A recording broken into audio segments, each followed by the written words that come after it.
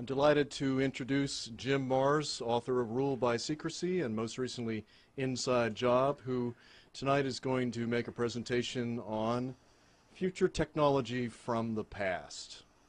And without any further ado, I'm going to pass the mic on to Jim Marrs.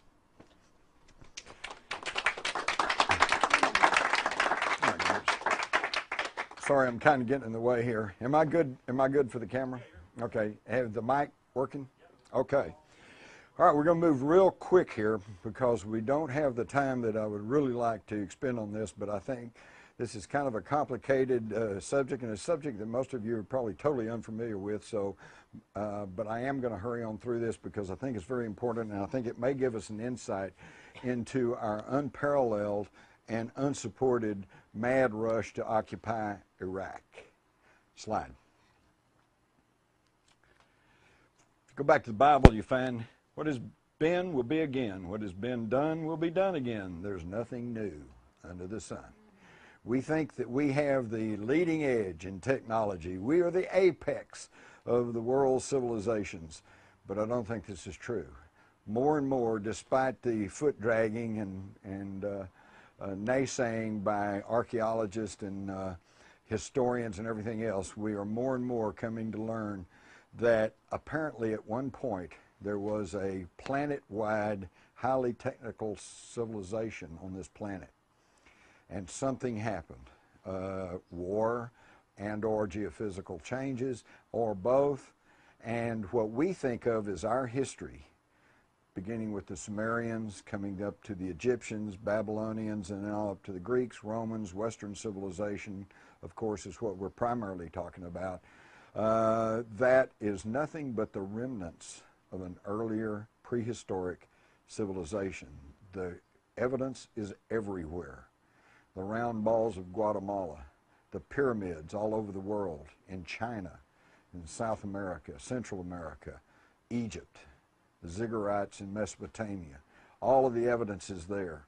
But it's only been within about the past 100 years that we've had the technology and or the knowledge to know anything about it. We're still pulling ourselves out of the dark ages. Let me start with a fellow named David Hudson. He was a Phoenix area farmer, and when I say a farmer, this is not a guy with a mule. He was a multi-million-dollar farm corporation. But he was having a hard time of it in the Phoenix area because the heat, the drought, it would dry up the soil, and he was really having problems. So he got the bright idea of putting various acids and chemicals into the ground to see if he couldn't loosen up the soil. And when he did, he noticed that there were some very odd properties to this soil. Slide. He used a copper electrowinning cell to separate the metal from the ground, and he began to come up with these strange little sparkly mineral things that he couldn't quite figure out. And so he took it to some local chemists and local geologists, and they couldn't quite figure it out either. And it turns out that actually what he was dealing with was an unknown, heretofore unknown property, a monatomic element. Slide. He named it an orbitally rearranged monatomic element. Interestingly enough, ORME we find in ancient Hebrew meaning the tree of life. Isn't that interesting? And the reason he named it this, because these were single atom elements, okay, that were derived primarily from gold, silver, platinum metals. And slide. This was back in the 70s. By the late 80s and 90s, we see a number of scientific papers. This is being very much talked about in the scientific world, but is still not known to the general public, and it's pretty esoteric. These single atom elements can be rearranged by orbitally changing the nucleus of the atom. Slide. Now what he found was very unusual. When he was able to separate these monatomic elements from the ground and from other elements, it produced, and under certain heating procedures, he was able to produce a white powder. And when you put the white powder in a weighing pan, they found out the pan weighed less than it did before you put the powder in it. So it had some sort of anti-gravity property to it. Then it got stranger because they found out that if you heat treated it to a certain degree, the white powder would disappear. Well, now they really got excited because they thought, wow, you know, here's invisibility perhaps. And of course, then he started attracting attention from the big guys because who wouldn't want an invisible tank or an invisible plane? But what they found out is that they'd stir around in the weighing pan, you know, and say, gee, I wonder where it went. And then when it cooled off and came back to the white powder, it was in the exact same configuration as when they first put it in the pan. In other words, it didn't just disappear. It went somewhere. Okay, so now we're finding that this manipulation of this atomic material can shift it into another dimension. All right? So now they're getting excited because, hey, maybe this is the key to unlocking faster than light drive, limitless free energy, dimensional time travel. And they also found that it had physical properties, that you could ingest the white powder, and that it basically didn't heal you, it cleaned up your DNA and make you where you didn't have to be healed. So now we're talking about perhaps longevity, because we all know that every few weeks or so, every cell in your body is regenerated. There's not a cell in your body today that's the same cell that was there, say, 10 years ago. All right? So why can't we live for hundreds or thousands of years if we just keep regenerating our cells? Because at the end of our DNA strand is what they call the telomerase caps. There's a cap on our DNA. And when it gets to a certain time in your life, those caps kick in and you quit reproducing the cells. And what happens then? You age and you die. Oxidation. Slide. Now we know today that the structure of the atom is a lot different than what I was taught in school. This is Walt Disney's version, you know, our friend the atom. And we now know the atom is composed of all these various things, which I won't bore you with, mainly because I don't even understand them myself, because I don't claim to be a scientist or a highly technical person. I'm just a reporter, okay? Slide. But the atom is totally different. But we also know that in the atom, the nucleus, and then you have your electrons and protons and neutrons. The atom is mostly space. This is what I mentioned earlier about the fact that even our reality, everything we think is really hard and solid, is really just made up of atoms, and within those atoms is an immense amount of space. And yet within those spaces, the energy generated by these neutrons and protons and stuff is absolutely immense. And we're finding out things about this continually. They recently found out that protons have mass. Okay? It's a complete surprise to me. I didn't even know they were Catholic. It's a joke. All right, slide. They also found that by treating these monatomic elements, you can change the shape of the nucleus. And you can turn it into a dumbbell-looking thing. And I found that really intriguing because, of course, we all know that that looks very, very close to what the symbol for infinity is. So what we're dealing with here is the basic building blocks of life, energy, the universe. Slide. It also could be what we're learning to adapt as fuel cell technology. They are finding that, you can read this for yourself, these are some fuel cells that they're experimenting with United Technologies, and it's all based on energy conversion rather than fossil fuel or burning something or whatever. So in other words, this, of course, this technology that we're talking about would be of intense interest to energy executives and anyone who is heavily invested in the energy field. I'm going to here to tell you right now that there is tons of alternative energies out there. The reason we don't have it is because the big guys have not figured out how to get a monopoly on it. If we go to hydrogen, you can take an electrolyzing plate, you can separate, you know, what's water? H2O, 2-part hydrogen, 1 part oxygen. So you can separate that through electrolyzing, and you can get hydrogen. So we could all get enough hydrogen, so, you know, you can't get a monopoly on it. biodiesel, biofuel. You know, we can all grow some potatoes or corn or whatever, so they couldn't get a lock on it. They're going to fuel cell because they got to figure out what to put in those fuel cells to make them work that we can't get, and then we'll get it. Okay? Y'all live, most of you have lived through the time when the cigarette industry was fighting tooth and toenail, and for every scientific study showing that cigarette smoking was harmful, they had their scientific study showing that, well, their methodology was wrong, or no, it's actually good for you, or whatever. This was a delaying tactic until those giant cigarette companies could diversify. Okay? Today, the big cigarette industries, cigarette sales still into the millions of dollars, is still only a small fraction of their total profits because they diversified into other things. We're in the middle of this now with petroleum.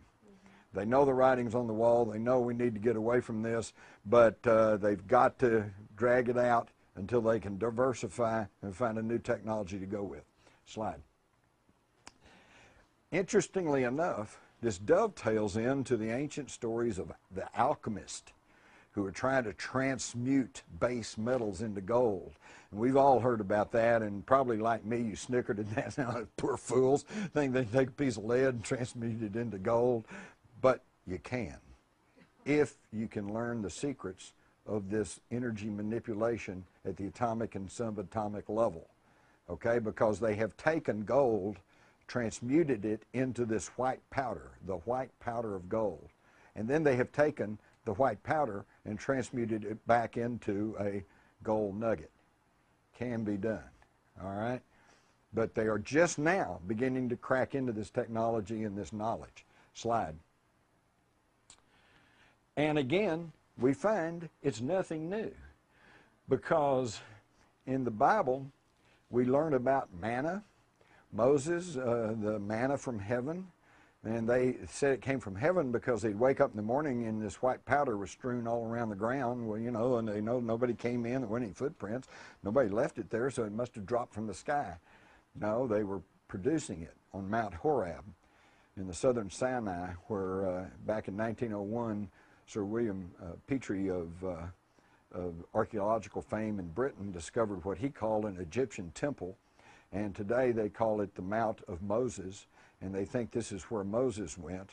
And I've talked to people who have visited there, and they said within sight of this are some mountains where they have ancient gold mines.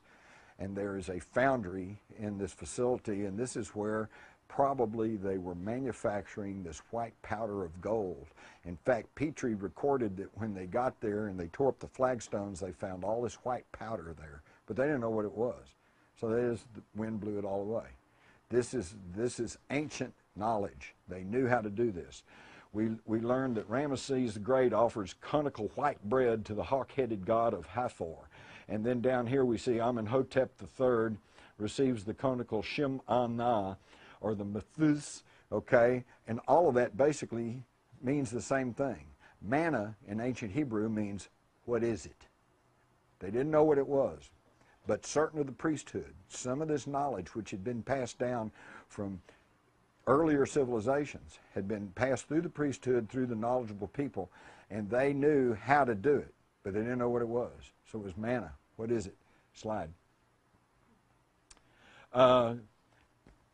You read in Exodus, when the dew had gone up the face of the wilderness, a fine flake-like thing, fine as hoarfrost on the ground. And when the people of Israel saw it, they said to each other, what is it? Manna. For they did not know what it was, and Moses said to them, it is the bread which the Lord is giving you to eat. And they would take this powder and they would mold it into little cakes and stuff, and they'd eat it. This was the manna that helped them survive in the wilderness all this time. Was this the white powder of gold? Slide. This is really great. When Moses comes down off the mountain, and he'd been gone for a long time, and he'd gotten the commandments and everything, and the children of Israel had gotten pretty impatient, and they were wanting something better than their lot hanging around there, so they knew something about the gold was magical and had real spiritual property. So they gathered all their gold, and they built a golden calf, and they were worshiping it. When Moses comes down, he got real angry about it, and he says, Moses' anger burned hot, and he threw the tables out of his hand. He broke them at the foot of the mountain. And he took the calf which they had made and burnt it with fire, ground it to a powder, and made the children of Israel eat it. Okay? What the heck there? So we have these tantalizing things that this is a technology that was known back as far as biblical times. Slide.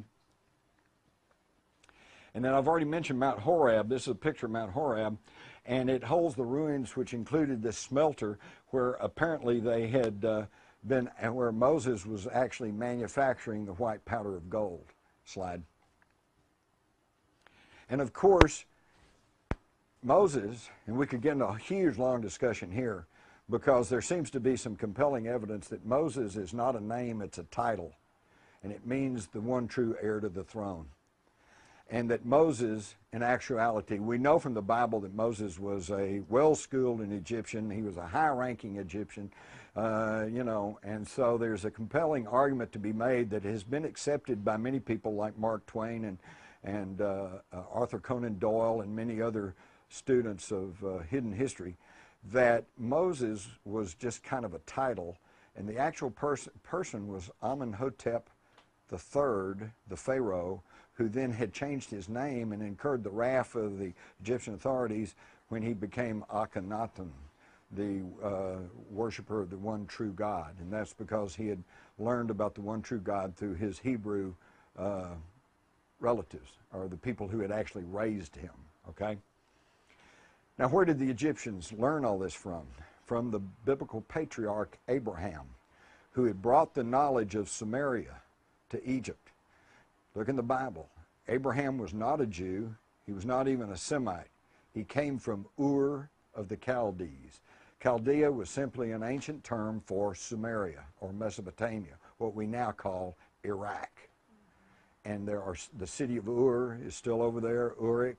A lot of these towns, in fact, most of those cities in ancient Samaria were named after Abraham's relatives. Okay, so Abraham was not just some poor Jew wandering in the desert with a camel in a tent. He was a very prominent and probably royal Sumerian who brought the knowledge of the ancient Sumerians to Egypt. Shortly thereafter, the whole Egyptian civilization sprang full-blown into existence. And what I found in researching Rule by Secrecy is that it was surprising to me. The earliest dynasties of Egypt were the most advanced. So the Egyptian civilization did not start, from a primitive and then build into this exquisite civilization. It started off as an exquisite civilization and then digressed and devolved. And all of it because of the information that goes back to Samaria. Slide. So we can see that Abraham comes from Ur of the Chaldees, goes up to Haran, comes all the way through Canaan, and ends up in Egypt. Slide. All of human history resides in Baghdad because that was the fountain of Western civilization for certain. Slide. The ancient Sumerians obviously knew a lot more than we even give them credit for. In this stele, we see that they made a representation of the solar system, correctly depicting not only the number of the planets, but the relationship of their size. This stele dates back probably about 6,000 years, far beyond the time of the Egyptians. It also shows Uranus and Neptune.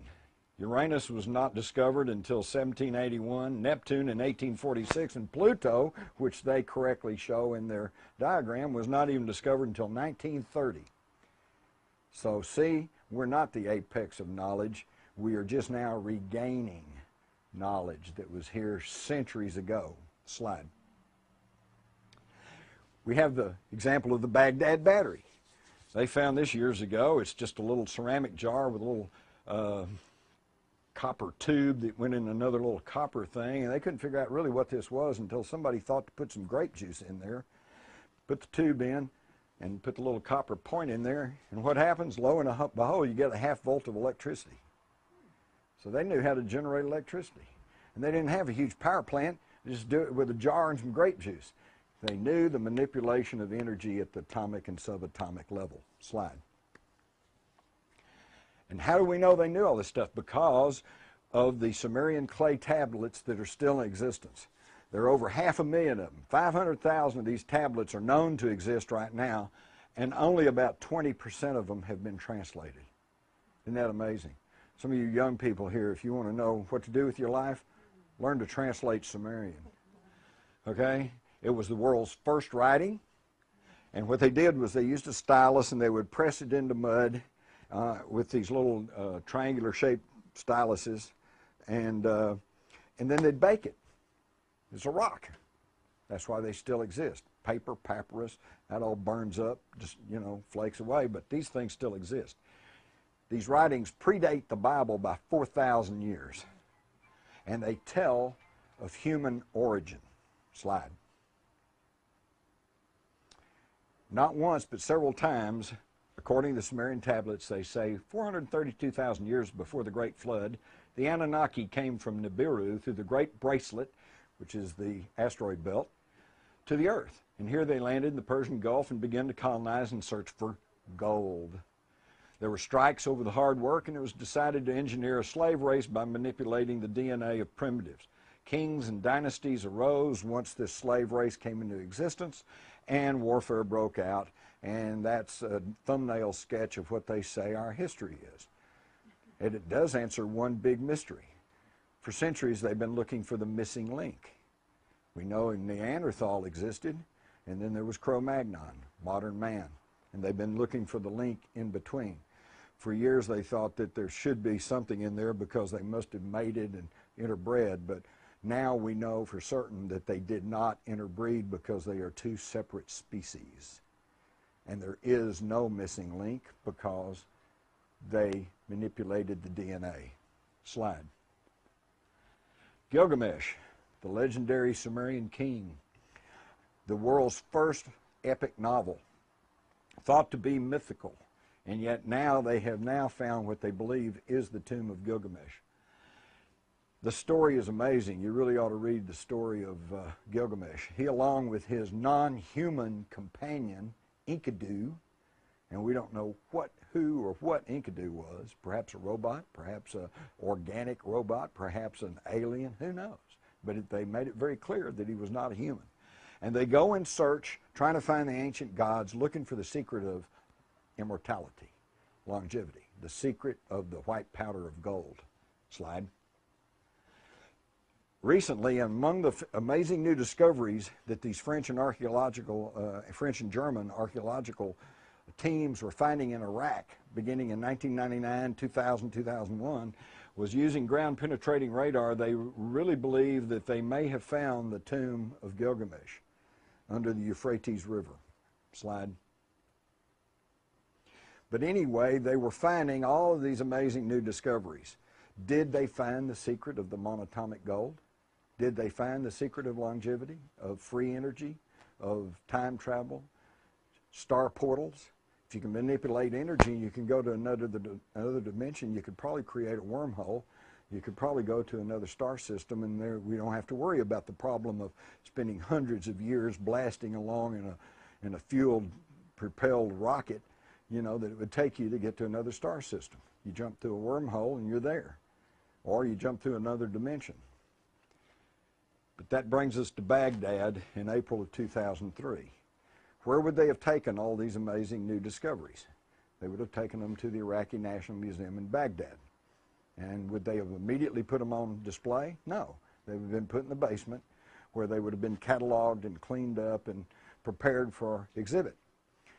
But in spring of 2003, George Bush, against everyone's wishes in the world, invades Iraq. I went through this earlier, but the weapons inspectors, both ours and the United Nations, said there's no weapons of mass destruction. The Atomic Energy Agency of the United Nations said there's no weapons of mass destruction. Even Saddam Hussein, at the last minute, was finally going, okay, whatever, send in the weapons inspectors, do what you want.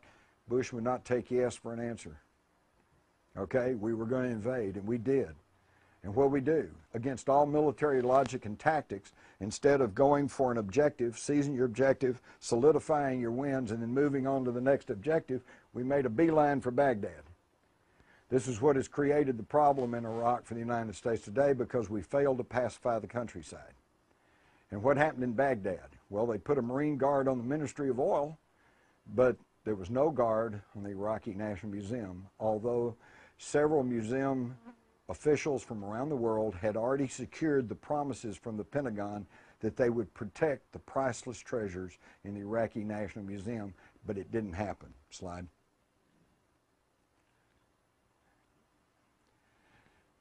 This, by the way, is the English version, and on the back is the Arabic version of some flyers that the military occupation forces were handing out. The coalition will destroy any viable military targets. The coalition does not wish to destroy your landmarks. We do not wish to harm the noble people of Iraq. To ensure your safety, avoid areas occupied by military personnel. So, you know, we went in there and said, you know, everybody clear out because we don't want to destroy you. And yet, even to this day, we are continuing to bomb and to destroy some of the most sacred and ancient places in Iraq. Slide. And this is what the Iraqi National Museum looked like after the looting. Everyone concerned said the looting was done by an organized band.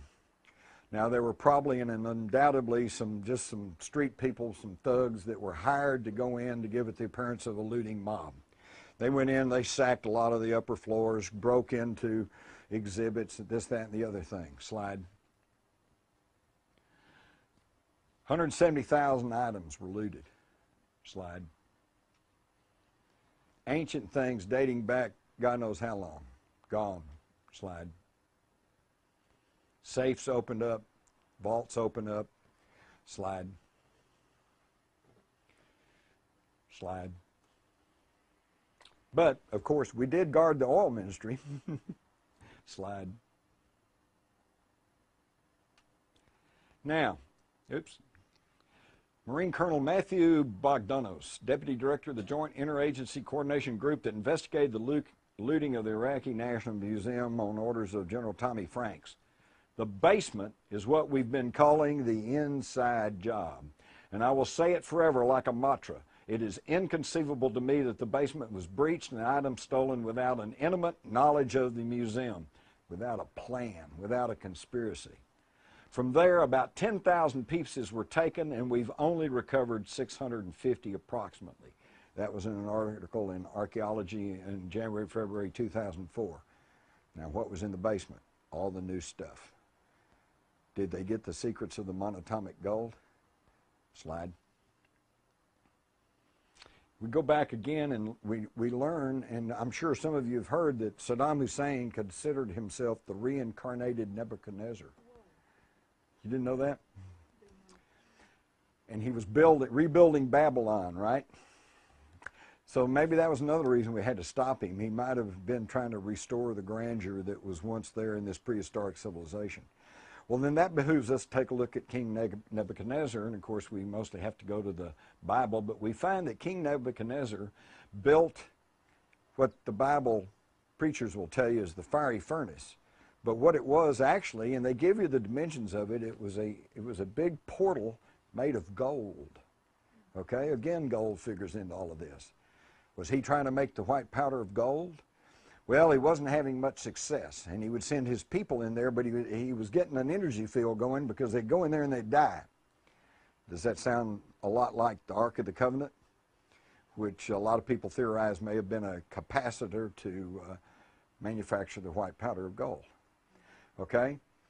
So it really angered Nebuchadnezzar, so he goes and gets 3 Hebrew priests, Shadrach, Meshach, and Abednego, and he brings them there to Babylon, and he says, I want you to make this work for me. And they said, well, you're not our king, and you've conquered our people, and we're not going to work for you.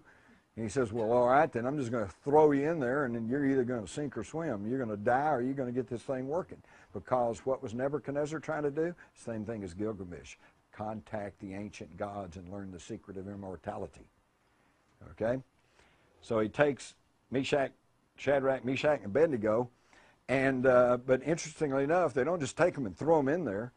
First, it says they don their hats, coats, and other garments, put on their radiation suits or whatever, and they went in there and they're walking around in there.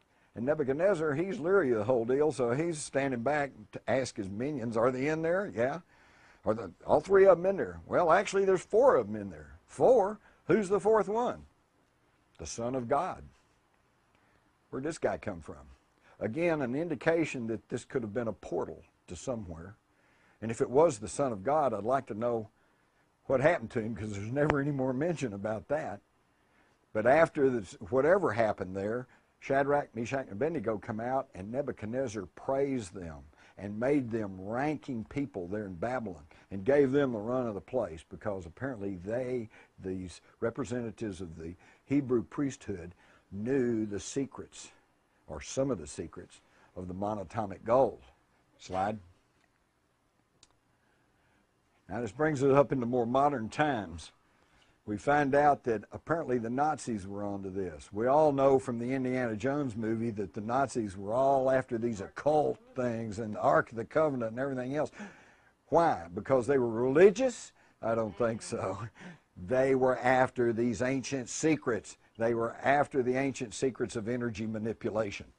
And they began to get some of these secrets because they developed the world's first practical jet fighter, the Me-262, the V-2, the V-1, and when they overran Germany in 1945, what's on the drawing boards?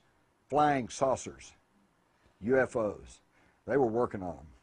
And I have good reason to believe they were actually test flying them. In fact, if that war had stretched on maybe even another 6 months, there's no telling what they might have come up with. And who was in charge of all that? A very mysterious SS general by the name of Hans Kammler. He was in charge of all of their leading edge technology. And he's the one that brought Werner von Braun and von Dornberger and the rest of them from Peenemünde and brought all the rocket research down into Munich. Why? I think because they were closer to the American lines and they wanted to give up to the Americans because they knew they'd be well treated and they knew that they could work their way into America, which is what they did through Operation Paperclip. Now, according to von Braun, he wanted to resume testing of the V-2s, and Kammler told him, no, I'm going to hand the V-2s and you folks over to the Americans in exchange for immunity. But a little later, he told von Braun, I'm going to disappear and you're not going to hear from me again. And sure enough, he dropped from sight, and even though there were reports that Kammler was seen in the United States in the 50s and early 60s, there is no record of what happened to him. But we know that he did not turn over the V-2s or the V-1s. Okay? But yet, if he was in the United States and if he did survive the war, what did he hand over to the Allies in exchange for immunity? The secret of anti-gravity, the secret of the white powder gold, the secret of the manipulation of energy, because he was also tied to experimental work that was done at what essentially was a super collider, super collector in western Poland, the ruins of which are still there. Slide. And we have a lot of tantalizing evidence that the Allies did get hold of such technology, because in this article from the early 1950s, the gravity engines are coming, the G engines, meaning gravity.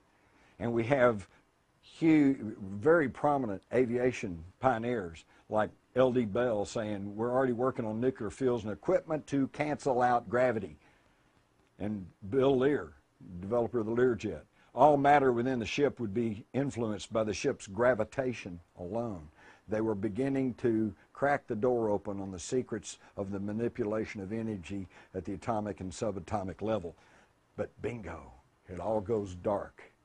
It's like it didn't happen. And when they finally rolled out the Avro car, which was a joint saucer development between Britain, America, and Canada in the late 50s, they rolled out this flimsy-looking thing that wobbled around a little bit, and they said, gee, it didn't work. Was this simply a cover for their anti-gravity research? And this leads into the fascinating speculation of, is there a dark, shadow government-run alternative space program? And it even gives me the thought, some of you may be well aware of the controversy over whether or not we actually went to the moon, because of the problems in weight and in thrust and in the expansion, expendable fuel, this expending of fuel, et cetera, radiation, because the Van Allen belt stretches, according to Van Allen, for thousands of miles further than NASA wants to admit, which means they would have been bombarded by intense radiation, which would have been fatal. So how did they get through all of this? And there seems to be a legitimate controversy over that. And yet I have spoken to the astronauts, and I'm still not prepared to say we didn't go to the moon. Perhaps we went to the moon using technology other than what we've been told. And maybe even the astronauts themselves don't know. Perhaps they were put in a rocket, and the rocket was shot into space. And during that period when they're blacking out and not all with it, the anti-gravity kicks in, and they're pulled or pushed through this super technology. Speculation, but it could explain that anomaly. And we also have General Nathan Twining's memo of 23rd of September 1947, where he's talking about UFOs. And he says the phenomena reported is something real, not visionary or fictitious. They knew at the beginning in 1947 that this was all real. September the 23rd is an interesting time period because this was just 2 months after the crashes in Roswell, New Mexico.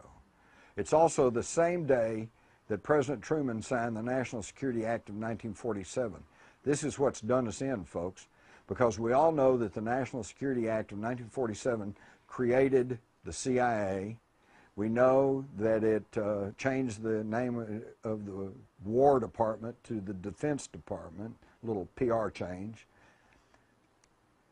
But what a lot of people don't realize or haven't really understood is that it also created the National Security Council. Now, we all have heard of the National Security Council because even up to the invasion of Iraq, everything's done through the National Security Council, which by definition takes care of anything having to do with national security. But who can tell me who the National Security Council is? President, Vice President, Secretary of Defense, and Secretary of State. State. 4 people. Did y'all hear that? The President, Vice President, Secretaries of State and Defense. 3 of those are appointed by the President. So it's the President controls the whole, anything having to do with national security. This is where we went into the national security state. This is why, because creating the National Security Council, anything having to do with national security, it bypasses Congress, bypasses the Constitution, bypasses the media, and hence bypasses the public. And this is why they've kept the lid on UFOs.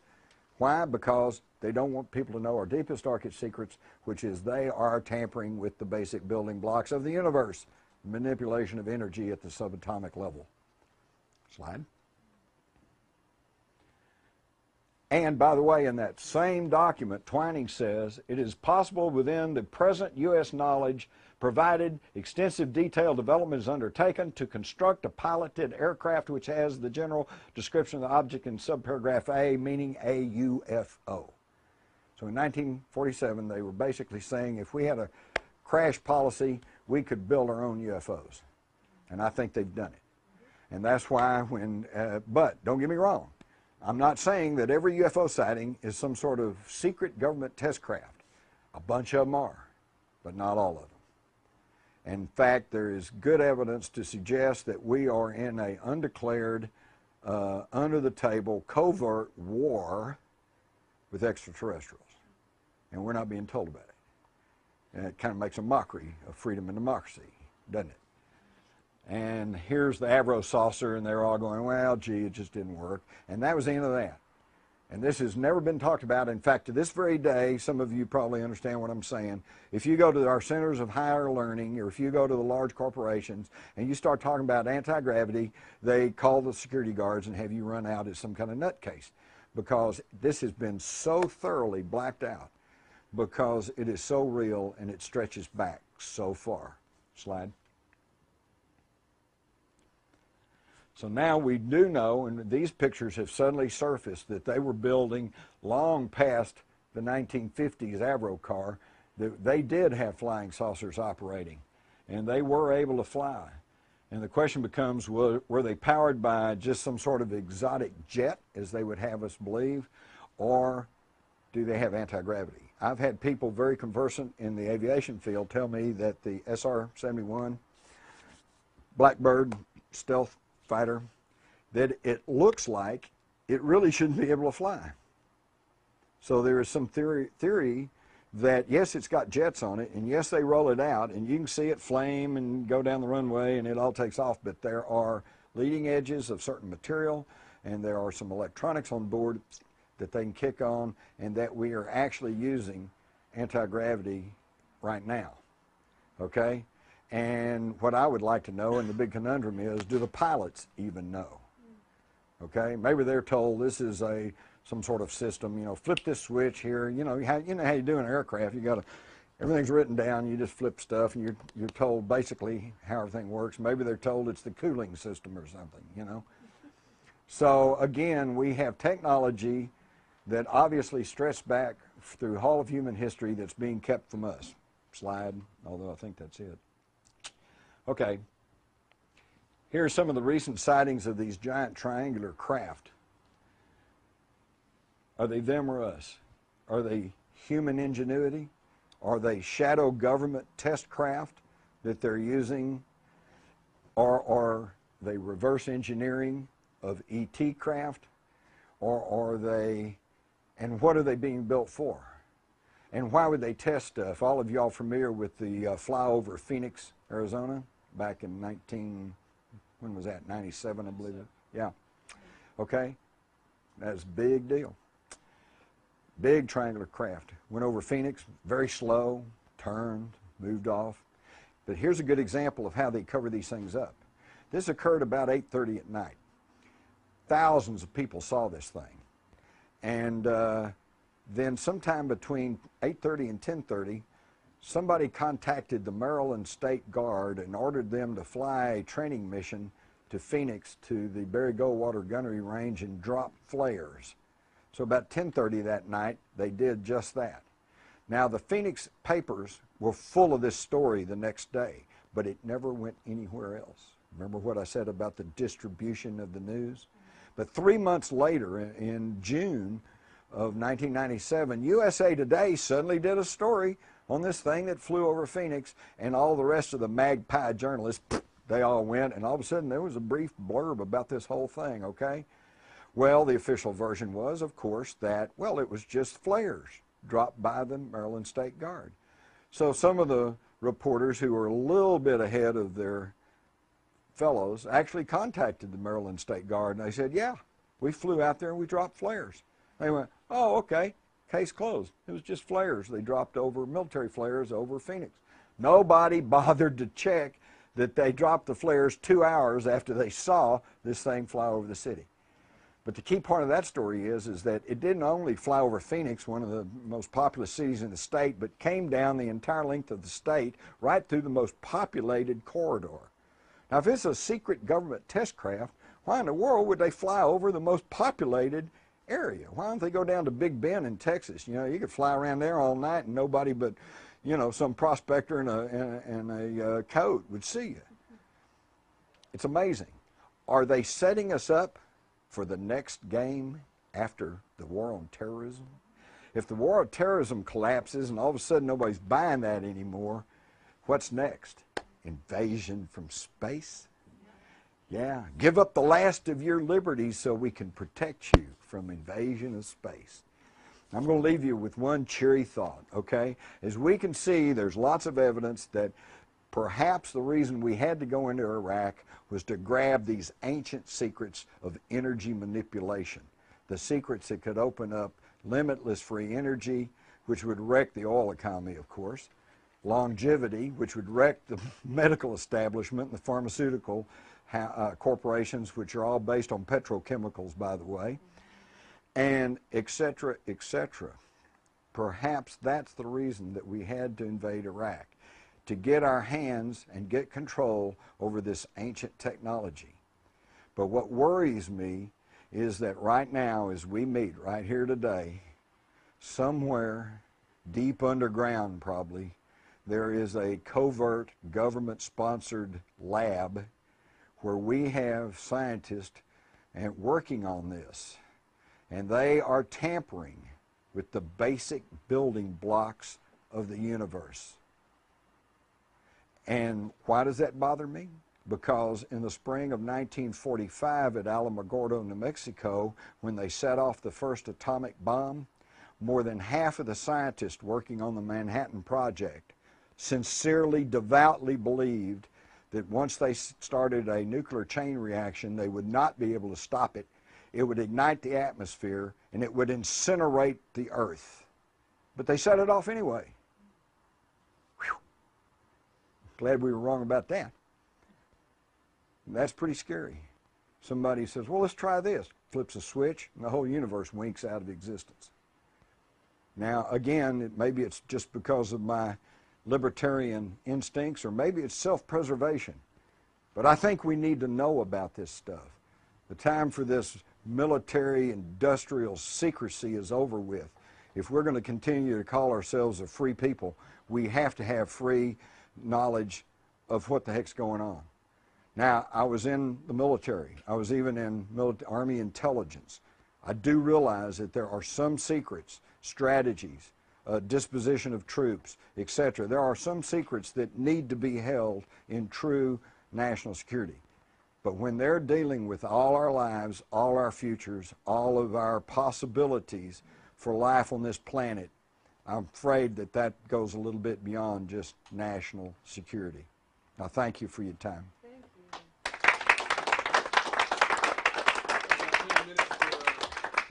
All right. I thought I'd kind of run over my time there a little bit. Believe me, I hurried through that. There was a whole lot more we could have talked about. We'll start and go this way. Are you pointing him or me? You. Great, thanks. You left off with a comment that may be related, if not to come back to a little bit later, about who are they? What was before this? Oh. So just to plant that seed, and that's my interest. Okay, you saw what the Sumerian tablet said. The Anunnaki come down, okay? And these are these ETs. Colonized the planet, apparently, okay? Now, one of the problems they had was they started interbreeding with their worker race, okay? And this produced the men of renown that the Bible refers to as the Nephilim. Go back in Genesis and read what it says. It says the sons of God mated with the daughters of men and created the Nephilim. They are the hybrids. It's us. And then the hybrids, of course, kept going, and that's why on down today, we're all related to these star people, because that's where we came from. But now there are some among us who are more related than others. And this is why, beginning with the pharaohs, the Babylonians, and the Egyptians, and the Caesars, and the kings, the monarchies of Europe, the Nazis, what was their big concern? The bloodline. The bloodline. Whoever the rulers think that they have the right to rule the rest of us human cattle because they are of the more direct bloodline. And that is your they. Okay, now we could get into names, some of which you would recognize, like the Rockefellers and the Rothschilds, but then there's lots of other names, the black nobility of Europe. Go get a roster of the Bilderbergers and you'll pretty much figure out who they are. So you're saying these aliens brought their workers with them, or they were... No, they created them while they're here. In fact, this fellow back here pointed out that it didn't all start in Mesopotamia, it started in Africa. And he's absolutely correct, okay? But if you read the tablets, you'll find that it gets complicated, but there was a being known as Enlil who was the mission commander. And initially they landed in the Persian Gulf. And initially they began to try to extract gold from the water, but that was a slow, tedious process, and they weren't getting much gold. So that's when they decided they had to go out and start excavating for gold. And so now you find ancient gold mines in Africa, in South America, in China, okay? So they were all over the world, okay? And eventually they built up this worldwide civilization, which then somehow collapsed, either through wars and or geophysical changes, okay? But their science officer was a being known as Enki. And Enki and Enlil were actually half-brothers. And so there was some rivalry there because over who was going to be commander. Enki ends up, this is all according to these tablets that predate the Bible by 4,000 years. Enki ends up in the Abzug, which has been translated as Africa. And it was Enki, there were some strikes, there was some revolts among the Anunnaki who said the work is hard. We don't like being in these mines, digging for this gold. And so they were having some problems, and they were trying to figure out what they're going to do. And by the way, the reason they wanted the gold was for various reasons, perhaps to produce energy, perhaps to for this white powder manipulation, but primarily to take back to their home planet to repair their ozone layer. And this is the exact same thing that Edward Teller and others have proposed in repairing our own ozone layer, is to put gold, powdered gold, which is a highly conductive metal, and seed it into the upper atmosphere to seal off these ozone holes. Okay, so they said, okay, what are we going to do about this? And Enki is the one who said, well, I got a solution. Instead of abandoning this planet or killing all the workers because they won't work, why don't we create a slave race, a worker race, okay? And interestingly enough, they had the same arguments that we have. They said, well, it's not up to us to play God.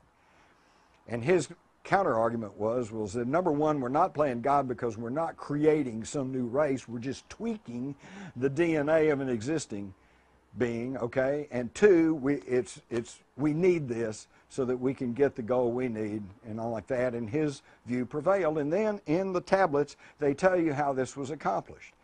They took the ovum of a primitive earth female, shall we call her Lucy?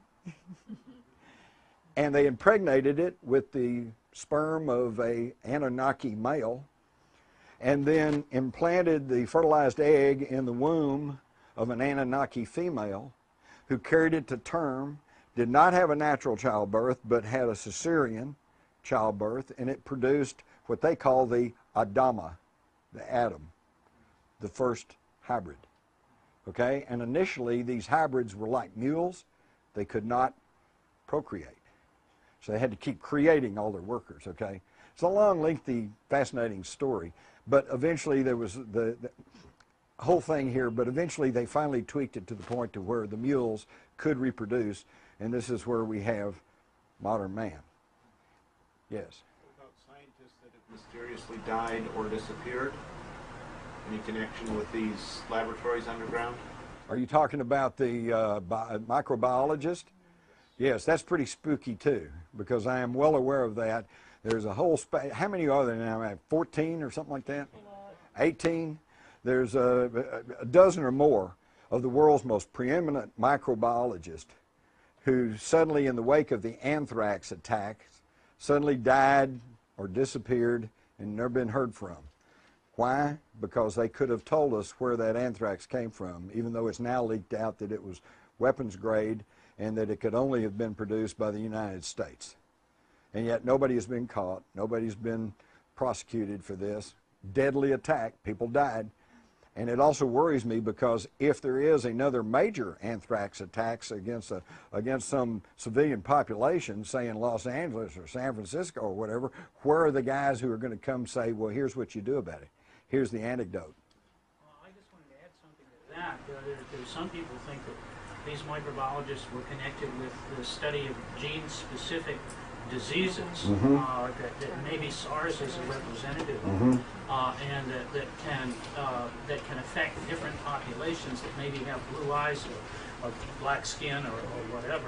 When the Israelis like to prevent design a disease that would only attack Arabs. I know it. That's the problem. In fact, yes, they've been working on that ever since Vietnam. In Vietnam, they were trying to come up with some pathogens that would attack Asians.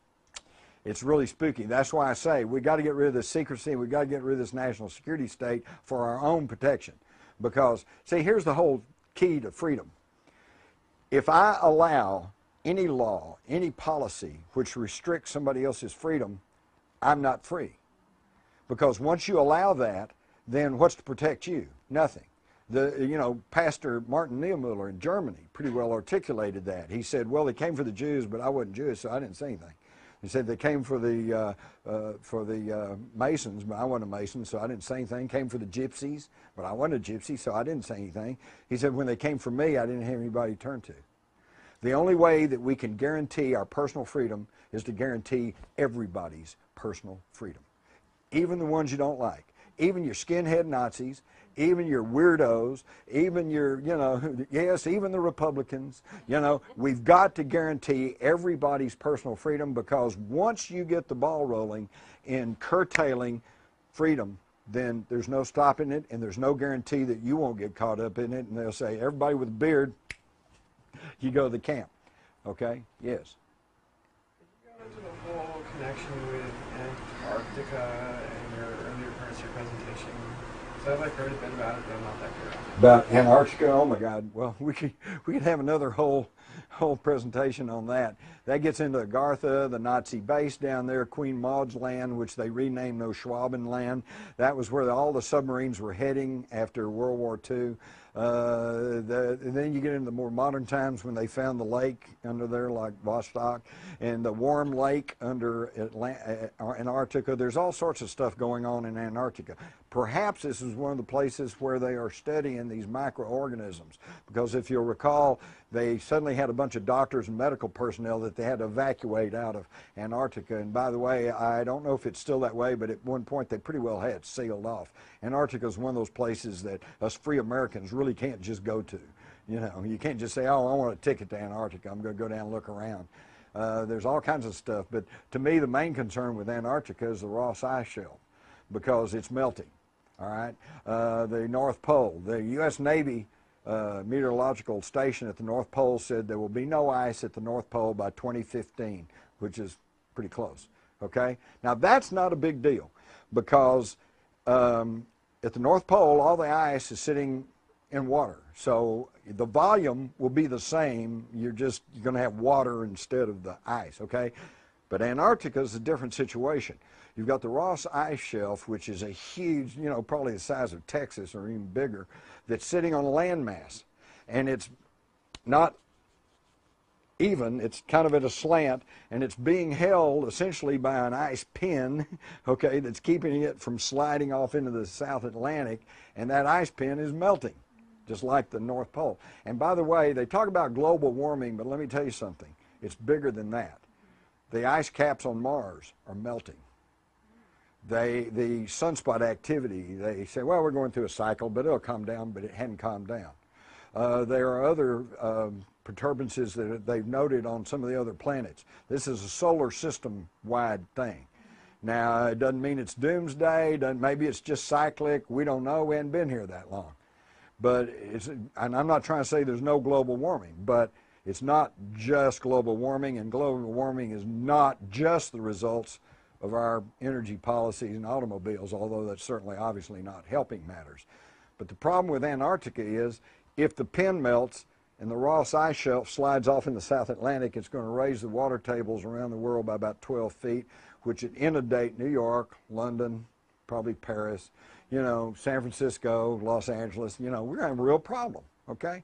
And this probably will all happen within our lifetime. So what do y'all do about it? Beats me, you're going to have to decide for yourself. But I know I'm in a very solid place in Texas, and I have an underground house with a log house sitting on it, my own well, and I'm there, and that's no guarantee. Since coming out here, I've had a lot of people tell me there's going to be a terrorist attack on September the 27th. Oh no, I'll be in Australia. So a lot of good's going to do me, right? So what I say, my game plan is hope for the best and plan for the worst. War with us? They're not at war with us, we're at war with them.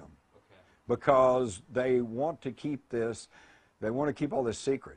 According to several sources, they have approached the leadership of the world, various national leaders, and they said, okay, we'll make contact, let's deal, we'll swap technology, but you guys got to promise to lay down your weapons, start learning to get along with each other, yada, yada, yada. And the national leaders have said, we don't want any part of that. I'm in control here, and I don't want to give it up. And that seems to be the problem. And that may indeed be the reason for these abductions, because they have given up on trying to contact national leaders, and now they're just making individual contact with ordinary people. And slowly, if you all think back, say 15, 20 years ago, if you talked about, if I stood up here and mentioned an alien abduction, y'all would just run me out of the room. It's like, well, you're just a crazy man. And a lot of you probably still thinking, I don't know about this guy, but at least we've gotten to the point now where we can talk about it. And another 10, 15 years will be, oh, yeah, I know somebody had an alien abduction, or maybe they're here. You know, we have to acknowledge that that this is a real issue, and that it is real. And it's like Twining said in 1947, it's not hallucinatory or fictitious. This is real, and it is real. And let me tell you something here. If you guys, obviously you all are interested in what's going on in the world, or you wouldn't be here today. But let me tell you something. If you try to figure out what's happening in the world today and try to figure out geopolitics, and you turn your back and ignore the UFO ET connection, you'll never figure it out, because you're missing a big piece of the puzzle. And that's why we're in such difficulty here. You got guys in Washington who, they don't want to hear anything about UFOs. Go to the news media. They run you out of the office to try to talk about UFOs. So how can they possibly figure out what's really going on? Because they're ignoring a big portion of the equation. I've got a lot of questions. Oh, my God. What about the whole fundamentalist thing, and the born-agains, and the prophecies, and Armageddon, and what's going on in the Middle East, and Israel? Well, that comes back again. Well, Okay, the fundamentalists. Why are they called fundamentalists? Because they say the Bible is the inerrant Word of God, and you believe everything that's in there, especially that verse that says, thou shalt not suffer a witch to live. So let's go burn the witches. Where's the witches? Well, then you go back and study history. Back in the Middle Ages, they burned the witches. And who were the witches? Number one, women. Number two, they were midwives.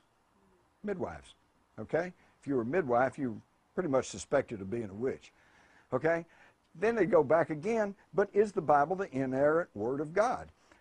As a Christian, I'm a little torn on this, because on the one hand, I really do want to believe that it kind of is, and in a general sense, I think the philosophies that are in the Bible are good, solid works. I think that it was an inspired work of writing, but what you have to understand is it's been edited, it's been jacked with for centuries.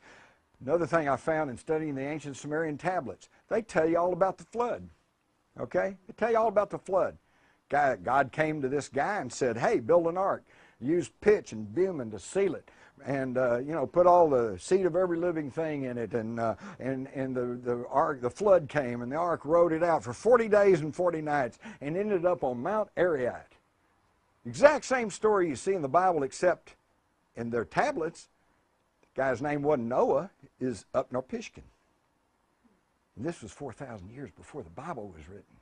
Okay, so the Bible may be the Word of God. It may be full of truths, but it is an amalgamation of history and stories and Sumerian history and things that have been passed along word of mouth. You know, most people don't realize that the Bible was not written down as a written document up to within 300 years of the time of Christ. Okay, that's how recent all that is. Before that, it was word of mouth. And have any of you all ever played the parlor game where you get a line of people and one whispers a sentence and you pass it down? It gets pretty garbled in the translation, okay? Then that's the problem we have. But it even gets worse than that, because then you get the Council of Nicaea, where the Pope Constantine decides, here's what goes in, here's what stays out. Oh, this kind of promotes women in the church. We don't want that. That goes out. You know, da-da-da-da-da, okay? So you've got to understand that the Bible in fundamental ways may be very true and may be very inspired, but that in details it's been, even the Bible scholars will tell you, it's been heavily redacted, which is a fancy word meaning edited. Okay? Is that it? Thank you all.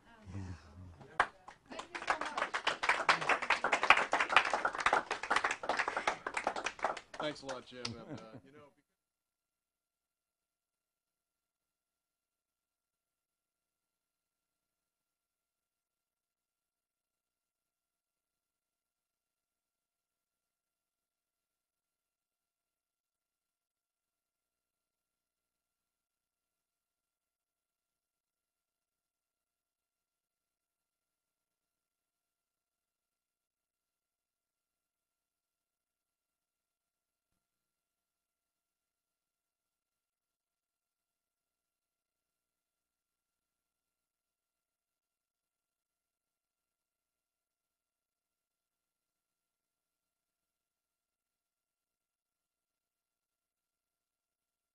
electrowinning cell to separate the metal from the ground, and he began to come up with these strange little sparkly mineral things that he couldn't quite figure out. And so he took it to some local chemists and local geologists, and they couldn't quite figure it out either. And it turns out that actually what he was dealing with was an unknown, heretofore unknown property, a monatomic element. Slide. He named it an orbitally rearranged monatomic element. Interestingly enough, O-R-M-E we find in ancient Hebrew meaning the tree of life. Isn't that interesting? And the reason he named it this, because these were single atom elements, okay, that were derived primarily from gold, silver, platinum metals. And slide. This was back in the 70s. By the late 80s and 90s, we see a number of scientific papers. This is being very much talked about in the scientific world, but is still not known to the general public, and it's pretty esoteric. These single atom elements can be rearranged by orbitally changing the nucleus of the atom. Slide. Now what he found was very unusual. When he was able to separate these monatomic elements from the ground and from other elements, it produced, and under certain heating procedures, he was able to produce a white powder. And when you put the white powder in a weighing pan, they found out the pan weighed less than it did before you put the powder in it. So it had some sort of anti-gravity property to it. Then it got stranger because they found out that if you heat treated it to a certain degree, the white powder would disappear.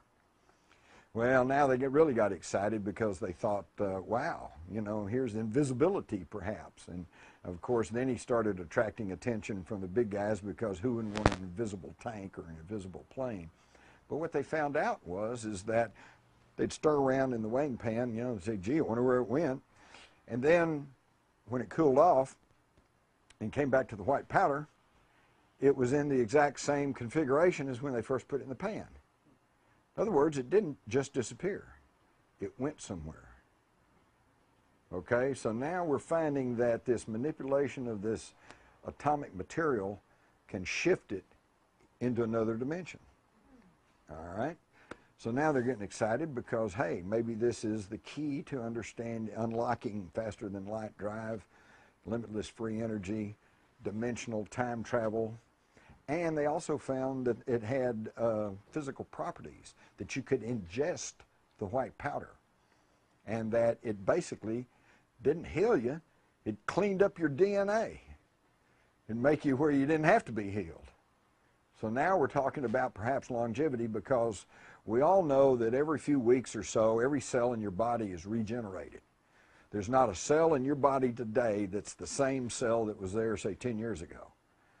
All right? So why can't we live for hundreds of thousands of years if we just keep regenerating our cells? Because at the end of our DNA strand is what they call the telomerase caps. There's a cap on our DNA. And when it gets to a certain time in your life, those caps kick in and you quit reproducing the cells. And what happens then? You age and you die. Oxidation. Slide. Now we know today that the structure of the atom is a lot different than what I was taught in school. This is Walt Disney's version, you know, our friend the atom. And we now know the atom is composed of all these various things, which I won't bore you with, and there's nothing new under the sun. We think that we have the leading edge in technology. We are the apex of the world's civilizations, but I don't think this is true. More and more, despite the foot dragging and naysaying by archaeologists and historians and everything else, we are more and more coming to learn that apparently at one point there was a planet-wide, highly technical civilization on this planet. And something happened. War and or geophysical changes, or both. And what we think of as our history beginning with the Sumerians, coming up to the Egyptians, Babylonians, and then all up to the Greeks, Romans, Western civilization, of course, is what we're primarily talking about. That is nothing but the remnants of an earlier prehistoric civilization. The evidence is everywhere. The round balls of Guatemala, the pyramids all over the world, in China, in South America, Central America, Egypt, the ziggurats in Mesopotamia. All of the evidence is there. But it's only been within about the past 100 years that we've had the technology and or the knowledge to know anything about it. We're still pulling ourselves out of the dark ages. Let me start with a fellow named David Hudson. He was a Phoenix area farmer, and when I say a farmer, this is not a guy with a mule. He was a multi-million-dollar farm corporation.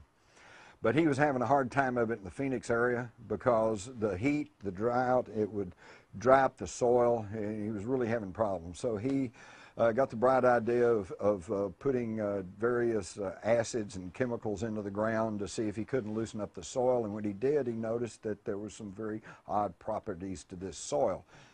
Slide. He used a copper, mainly because I don't even understand them myself, because I don't claim to be a scientist or a highly technical person. I'm just a reporter, okay? Slide. But the atom is totally different. But we also know that in the atom, the nucleus, and then you have your electrons and protons and neutrons. The atom is mostly space.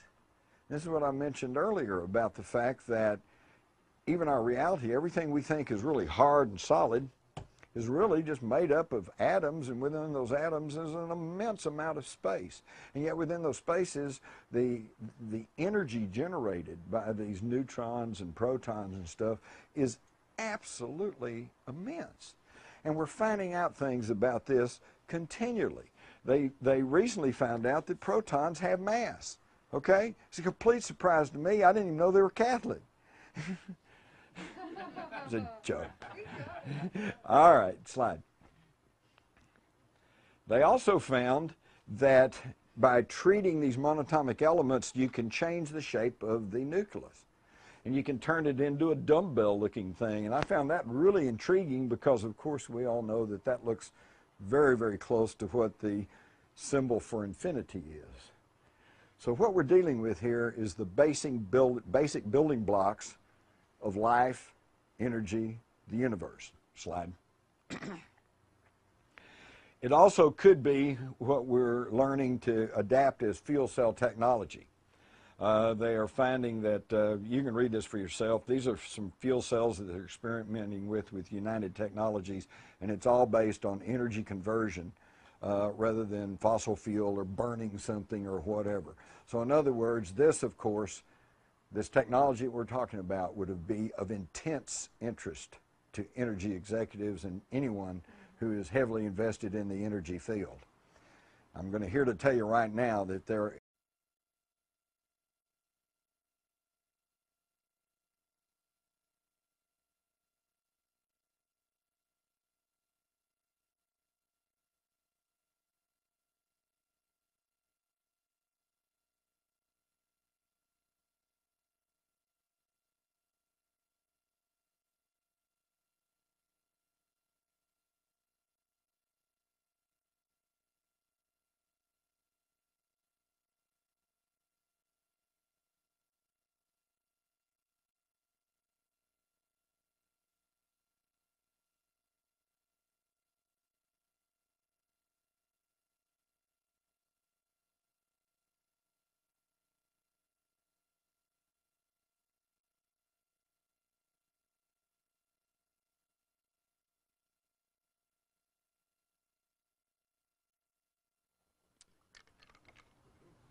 I'm delighted to introduce Jim Marrs, author of Rule by Secrecy and most recently Inside Job, who tonight is going to make a presentation on future technology from the past. And without any further ado, I'm going to pass the mic on to Jim Marrs.